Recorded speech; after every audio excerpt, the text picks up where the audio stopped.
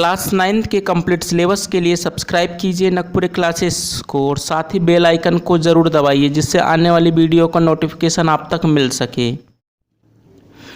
आज के हम इस वीडियो में कक्षा 9वीं विज्ञान अध्याय 1 हमारे आसपास के पदार्थ के बारे में हम बहुत ही बारीकी से अध्ययन करेंगे। स्टार्ट करते ये वीडियो।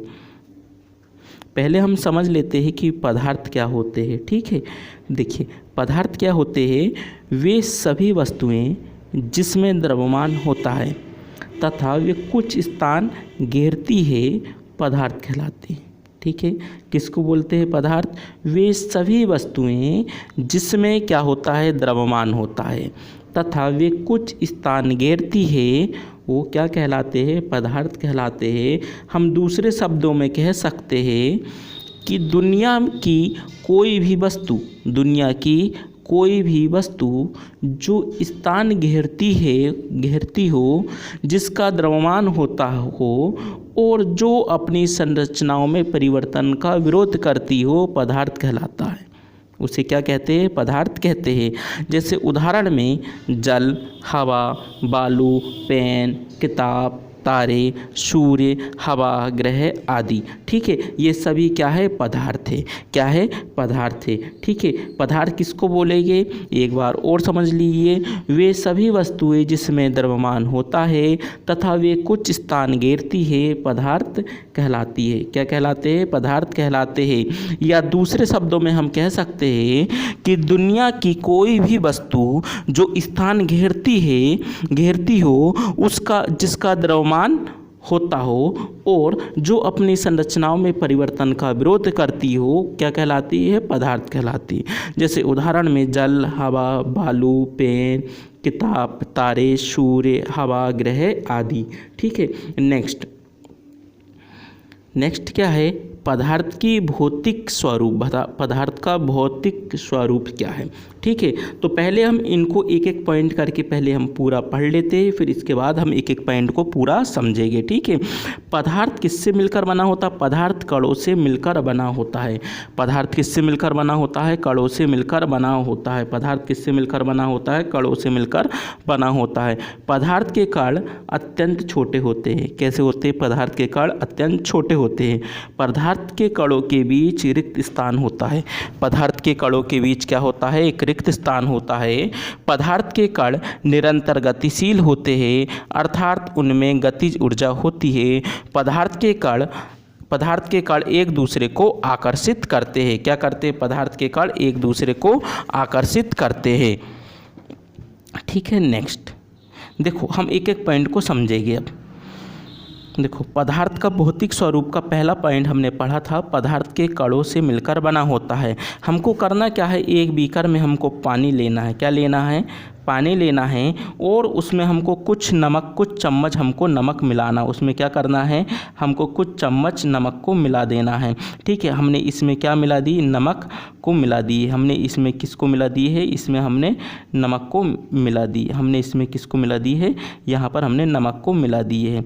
ठीक है, और नमक को मिलाने के बाद हमको क्या करना है? हम इसको एक कांच की छड़ से हमको इसको घुला देना है।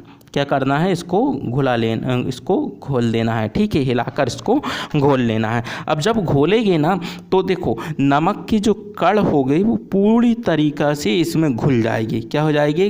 पानी में घुल जाएगी। और हम कह सकते हैं देखो कण रहेगी तभी तो घुलेगी। ठीक है, और यदि कण रहेगा तभी घुलेगा। तो हम यहाँ पे कह सकते हैं कि पदार्थ किससे मिलकर बना होता है? कणों से मिलकर बना होता है। नेक्स्ट है पदार्थ के कण अत्यंत छोटे होते हैं। क्या होते हैं? पदार्थ के कण अत्यंत छोटे होते हैं। हमको क्या करना है? 100 ml हमको क्या लेना है? पानी लेना है। हमको क्या करना है? 100 ml पानी लेना है। इसमें हमको क्या करना है? थोड़े 2-4 क्रिस्टल इसमें हमको किसको डाल देना है? पोटेशियम परमैंगनेट को। किसको डाल देना है? पोटेशियम परमैंगनेट को। हम जैसे ही पोटेशियम परमैंगनेट को डालेंगे तो इसका कलर कैसा हो जाएगा? लाल हो जाएगा। इसका कलर क्या हो जाएगा? लाल हो जाएगा। अब जैसे ही लाल होगा तो हमको क्या करना है? 10 ml इससे हमको 10 ml निकालना है एक बीकर में और फिर से हमको 100 ml जल के साथ इसको मिला देना है। अब जैसे ही मिलाएंगे ना तो हमको फिर इसी प्रक्रिया को हमको 8-10 बार अपनाना है। क्या करना है, इसी प्रक्रिया को हमको 8-10 बार मिलाना है, 8-10 बार करना है। हम जब लास्ट वाले में भी देखेंगे ना तो इसमें भी क्या है, पोटेशियम परमैंगनेट की क्या आएगी, गंध आएगी। क्या आएगी, गंध आएगी। या इसकी जगह आप डिटॉल भी ले सकते हैं। आप जब डिटॉल भी लोगे तो इसमें लास्ट में क्या करोगे, लास्ट में जब गंध आएगी तो हम कह सकते हैं कि भैया पदार्थ के कण है ना बहुत ही छोटे छोटे अत्यंत छोटे होते, तब तो महक आएगी लास्ट में। ठीक है, नेक्स्ट तीसरा नंबर का पॉइंट है पदार्थ का भौतिक स्वरूप का। पदार्थ के कणों के बीच रिक्त स्थान होता है। क्या होता है, पदार्थ के कणों के बीच में रिक्त स्थान होता है। देखिए ये सॉलिड है, सॉलिड में हम जब देखें तो इसके बीच भी क्या है, रिक्त स्थान है। देखिए ये सॉलिड है, एक ये कण है, एक ये कण है, एक ये कण है, एक ये कण है। अब इन चारों कणों के बीच में क्या है, एक रिक्त स्थान है। ठीक है, इन चारों कणों के बीच में क्या है, रिक्त स्थान है। तो देखिए इसमें क्या है, ये हमने लिक्विड लिया है, लिक्विड के बीच में भी देखिए आप यहाँ पर भी रिक्त स्थान है। और गैस में भी आपको पता ही होगा, गैस में भी बहुत ज़्यादा गैप होता है। ठीक है, तो हम कह सकते हैं, क्या कह सकते हैं कि पदार्थ के कणों के बीच में क्या होता है, रिक्त स्थान होता है। पदार्थ के कणों के बीच में क्या होता है, एक रिक्त स्थान होता है। पदार्थ का भौतिक स्वरूप का हम चौथा पॉइंट है कि भैया पदार्थ के कण निरंतर गतिशील होते हैं। क्या होते हैं, पदार्थ के कण निरंतर गतिशील होते हैं। पदार्थ के कण निरंतर गतिशील होते हैं, अर्थात उनमें गतिज ऊर्जा होती है। कौन सी ऊर्जा होती है, गतिज ऊर्जा होती है। क्या होती है, तापमान बढ़ने से कणों की गति तेज हो जाती है। इसलिए हम कह सकते हैं कि तापमान बढ़ने से कणों की गतिज ऊर्जा बढ़ जाती है। तो हम ये कह सकते हैं कि भैया पदार्थ के कण निरंतर गतिशील होते हैं। ठीक है, नेक्स्ट है पदार्थ का भौतिक स्वरूप। पदार्थ के कण एक दूसरे को आकर्षित करते हैं। क्या करते हैं, पदार्थ के कण एक दूसरे को क्या करते हैं, आकर्षित करते हैं। यदि ये प्रतिकर्षित करने लगे ना तो ये पदार्थ क्या होगा, टूट जाएगा, पूरी तरीके से बिखर जाएगा। तो ये पदार्थ के कण क्या करते हैं, एक दूसरे को आकर्षित करते हैं, जिससे पदार्थ जिससे क्या होता है, मजबूत हो सकता है। क्या होता है, मजबूत हो सकता है। पदार्थ की अवस्थाएं, पदार्थ की मुख्य रूप से 3 अवस्थाएं होती है। ठीक है, पहली है ठोस, दूसरी है द्रव, तीसरी है गैस। ठीक है, इन तीनों अवस्थाओं के अतिरिक्त पदार्थ की 2 और अवस्थाएं होती है। चौथी है प्लाज्मा और 5वीं है बोस आइंस्टीन कंडेंसेट। ठीक है, यहाँ पर कक्षा 9वीं में आपको मुख्यतः 3 प्रकार की ही अवस्थाओं के बारे में बताया गया है। ठीक है, यदि पूछा जाए कि भैया पदार्थ की अवस्थाएं कितनी होती है, तो पदार्थ की अवस्थाएं कितनी होती है, 5 होती है। लेकिन कक्षा 9वीं में हम मुख्यतः 3 प्रकार की अवस्थाएं के बारे में हम पढ़ेंगे। ठीक है, जिसमें से पहली है ठोस, दूसरी है द्रव, तीसरी है गैस।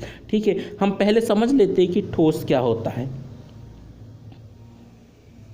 ठोस को इंग्लिश में बोलते हैं सॉलिड। ठीक है, ठोस वे पदार्थ होते हैं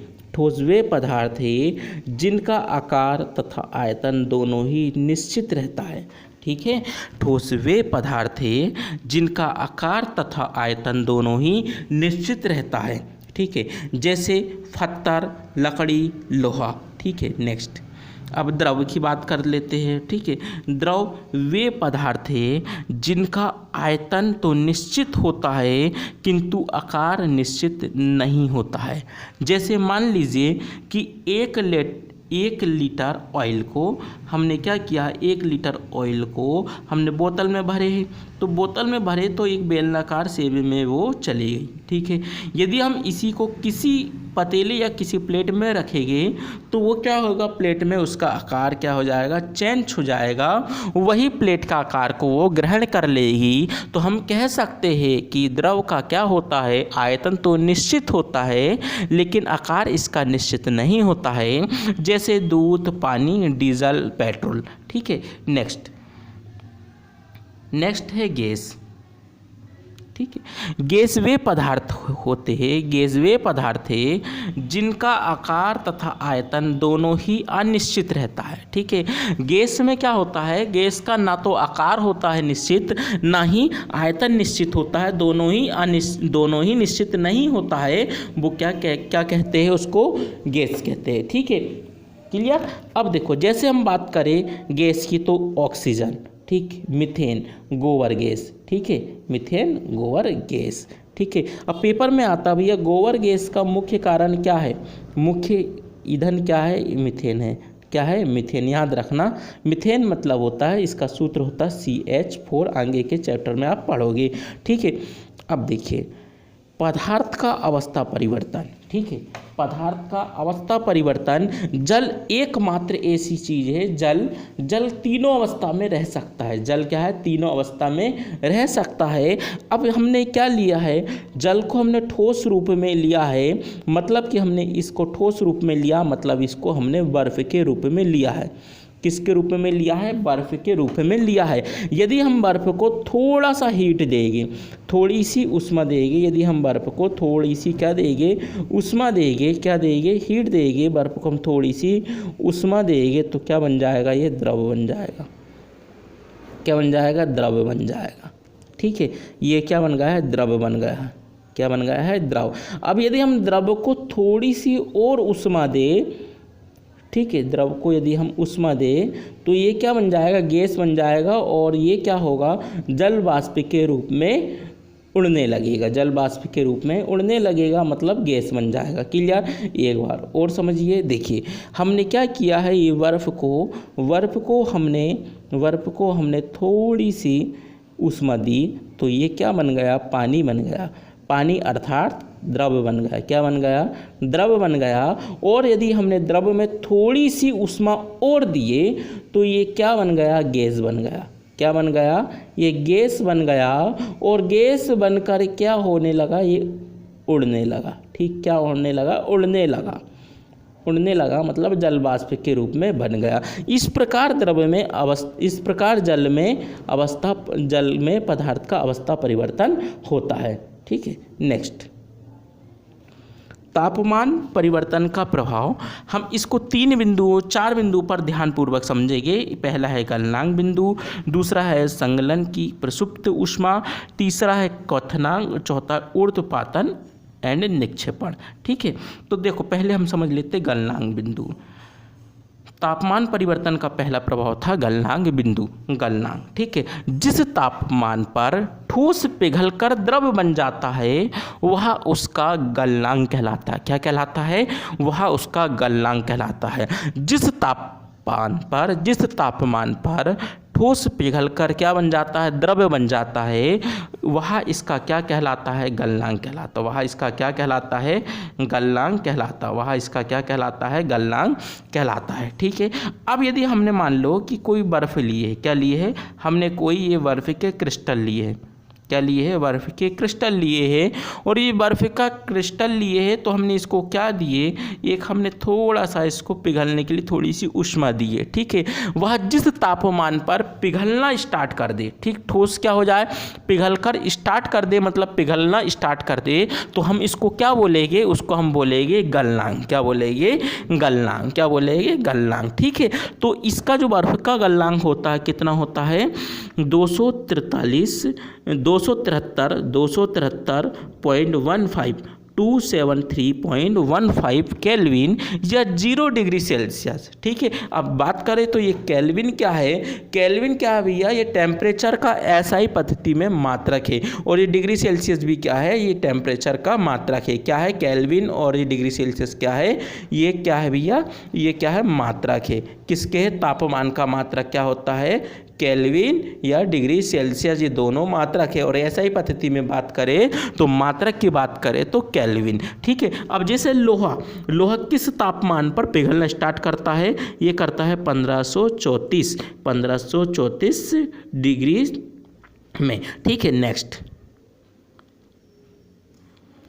तापमान परिवर्तन का प्रभाव। ठीक है, तापमान परिवर्तन का प्रभाव का दूसरा बिंदु है संकलन की प्रसुप्त उष्मा। क्या? संकलन की प्रसुप्त उष्मा। ठीक है, वायुमंडलीय ताप पर 1 kg 1 किलोग्राम ठोस को उसके गलनांक पर द्रव में बदलने के लिए जितनी ऊष्मीय ऊर्जा की आवश्यकता होती है वह संकलन की प्रसुप्त उष्मा कहलाती है।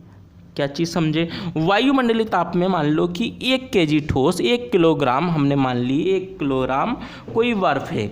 ठीक है, बर्फ है को उसके गलनांक पर, उसके गलनांक मतलब उसको एक टेम्परेचर देगी। ठीक है, उसको टेम्परेचर देगी, उसको द्रव में बदलने के लिए एक ऊष्मीय ऊर्जा लगेगी। क्या लगेगी? कुछ ऊर्जा लगेगी, कुछ ऊष्मीय ऊर्जा लगेगी। उसी को हम क्या बोलते हैं? संकलन की प्रसुप्त उष्मा। क्या बोलते हैं? संकलन की प्रसुप्त उष्मा। नेक्स्ट पॉइंट है तापमान परिवर्तन का प्रभाव का। नेक्स्ट पॉइंट है क्वथनांक। क्या है?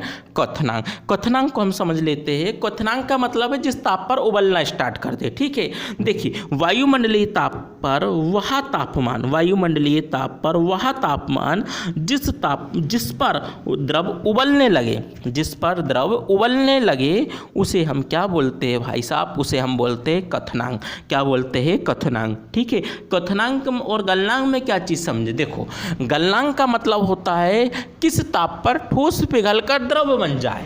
ठीक है, जिस ताप पर ठोस पिघलकर द्रव बन जाता है उसको हम बोलते हैं गलनांक। और जिस तापमान पर द्रव क्या होने लगे? उबलना स्टार्ट कर दे। क्या कर दे भैया? जिस ताप पर द्रव उबलना स्टार्ट कर दे। उबलना मतलब पानी को उबलते हुए देखे, आलू को उबलते हुए, जिस ताप पर वह उबलना स्टार्ट करता है उसको हम बोलते हैं, क्या बोलते हैं? हम उसका क्वथनांक। क्या बोलते हैं भाई साहब? क्वथनांक बोलते हैं।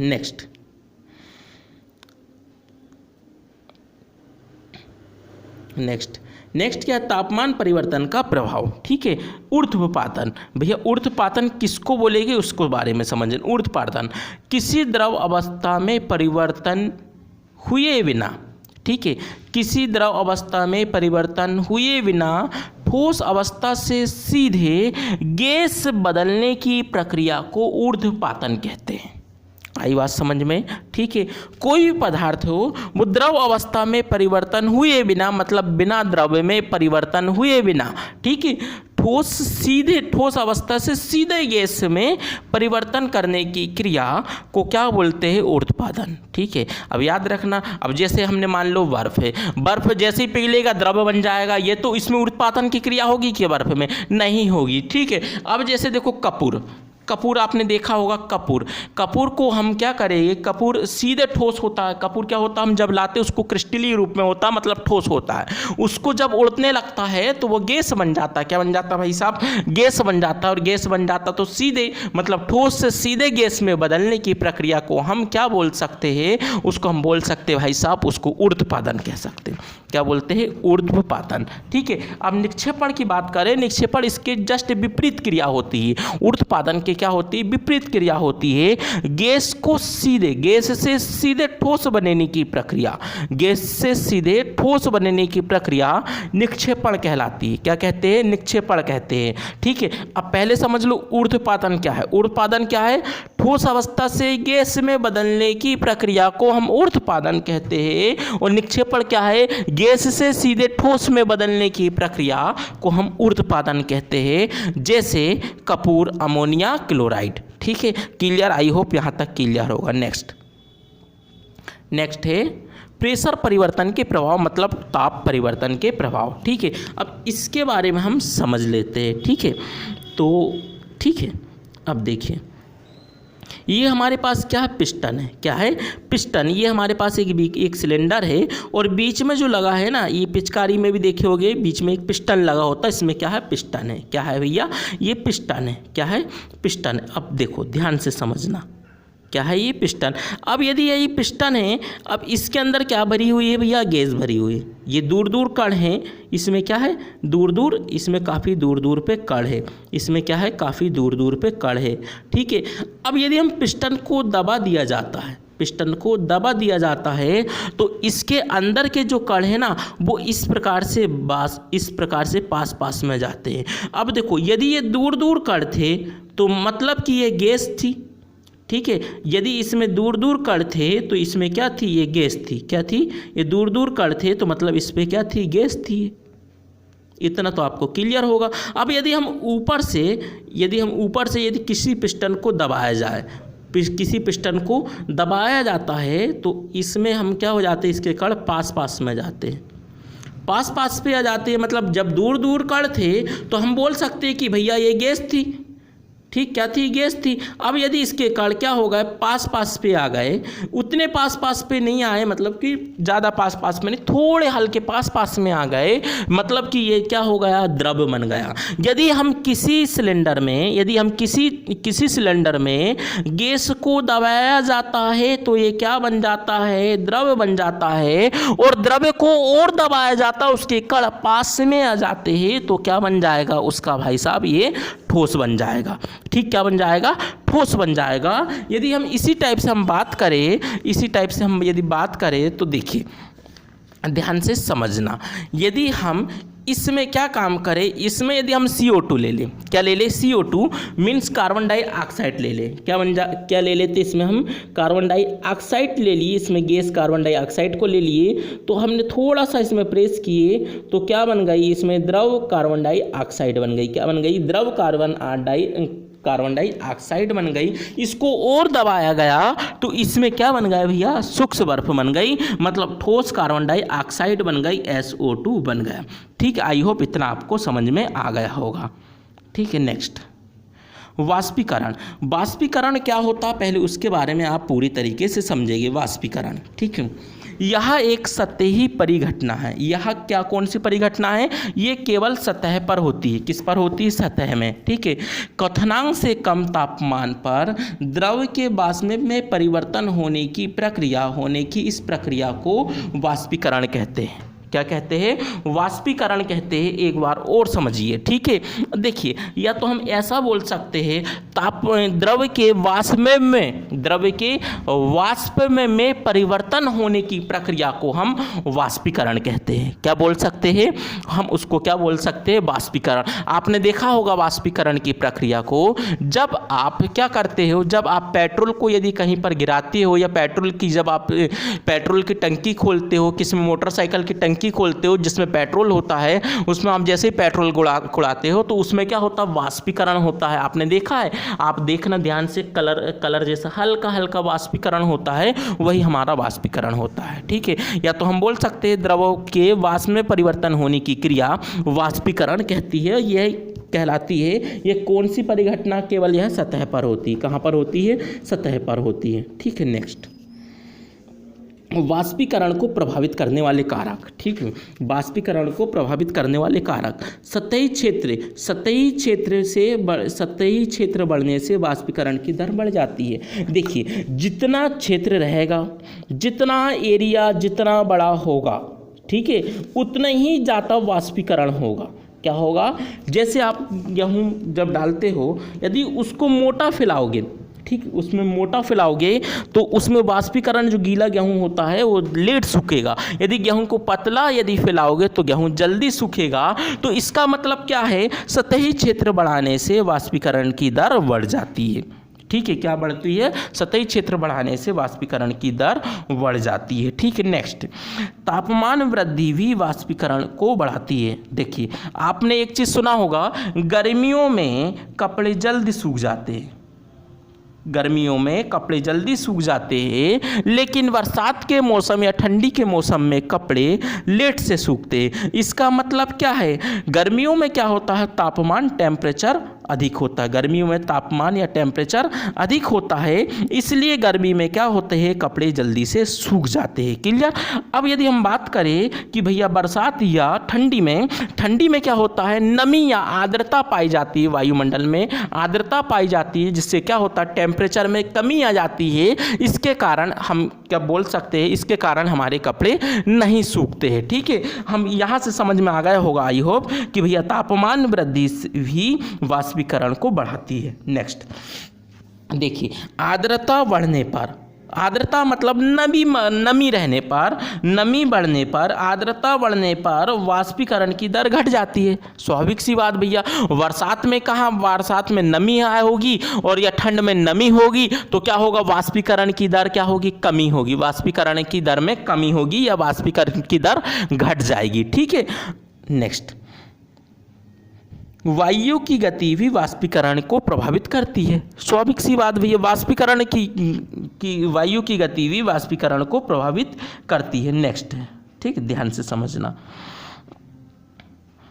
वाष्पीकरण से के कारण वाष्पीकरण से के कारण शीतलता, क्या चीज़ है, वाष्पीकरण के कारण शीतलता। ठीक है, वाष्पीकरण के कारण क्या है, शीतलता।